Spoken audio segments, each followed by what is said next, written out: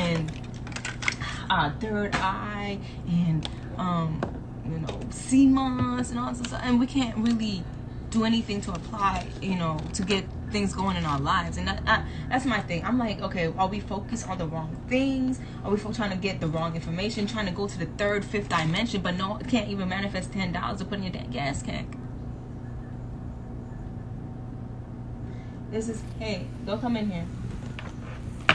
So that's why our priorities is fucked up. We're talking about, I understand the power and the beautiful influence of connecting to nature or just being outside, all this other stuff. But we're living out generational shit from people in America and people from other places, and so that have poverty. People have poverty mindsets, and they think it's okay to continuously do that because they don't know nothing else. So when you know better, you do better. That's what I'm saying. When you know better about certain things, you do better, right? A lot of people don't know of success in another way. Not a lot of people know of being wealthy, having riches to their name for generations and generations. People don't know of that. And it's not that even that they don't believe it, because it's not about believing it. Because if it is to believe, there's lie and believe, whatever. But it's like you have to know that exists, or know that you can get there, or know it's possible for you to even get there, or you to have that. You have to know of it. Like it's second nature.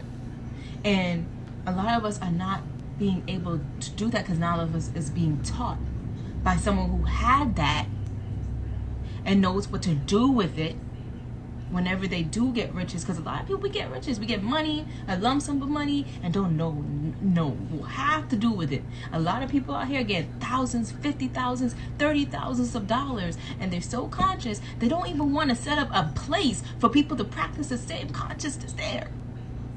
A temple or something powerful or beautiful for many other people claiming to be God but not really being God, because gods do stuff for other people. People claim to be God and be so selfish, self-worthy, self-proclaimed, and that's the problem with our people, family. And I'm gonna be the one to say it. That we have to get right within here first. Have a feeling over you. Mm-hmm. This is what most people don't understand. So we're all going to have those thoughts like, oh, I'm losing my dad. It's a horrible thing. When you're aware of that negative thought, the feeling loses its power over you. One of the things that I think people need to start to understand is if you don't align your thoughts and your feelings, neither one has any power. There has to be a congruency between what you're thinking and what you're feeling. That's why, like, for example, when people set up all these goals, I'm going to make $1 million, or I'm going to go to the NFL, or I'm going to be happy, or I'm going to lose 20 pounds. In the moment you're having that thought, if you're feeling that you can't have it, if you're feeling that's not going to happen, your body, which is your unconscious mind actually at work, the feeling overrides the thought, and that goal has no power. So if you can begin to visualize what your goals are and allow yourself to feel it in the present time, and there's the gift I'll give you. If you could already experience gratitude for an event or a goal that has not yet happened, but you can experience the gratitude. So when you'd have these visualizations, you probably didn't know you were doing it when you played, but you're visualizing the catch. You're visualizing the celebration. You're already in a gratitude state about having received the goal you have. Yeah. Now you've aligned in congruence your feelings with your thoughts. Now you're a powerful MFer. But what most people do in their life is they either have the conscious thoughts overridden by their lack. I have never done this before. I'm not going to do it. I've always been 20 pounds overweight. I don't have $1 million in the bank. And they write down all these goals that aren't linked with the feeling. And people say, well, how do I get the feeling? You get the feeling by having gratitude for the event before it's